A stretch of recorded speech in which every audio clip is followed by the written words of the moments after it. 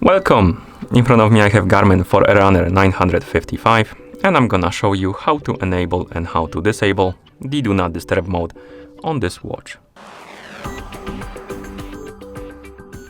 Let's start by pressing and holding the light button. Press and hold it until the menu appears on the screen. Once the menu appears on the screen, you can use the up and down buttons to scroll through this menu. Now select the icon, Do Not Disturb mode icon, looks like this.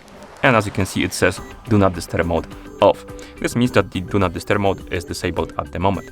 And to enable it, you can press the start/stop button like this. And now it says Do Not Disturb mode on. And that's how you enable the Do Not Disturb mode. Once you're done, you can press the back button to go back to watch face.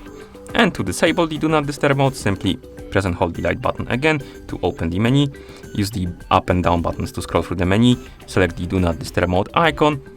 Then press the start/stop to disable it. And as you can see, it says Do Not Disturb mode off. And then we can press the back button to go back to watch face. And that's how you enable and how you disable the Do Not Disturb mode on this watch. Thank you for watching. If you found this video helpful, please consider subscribing to our channel and leaving the like on the video.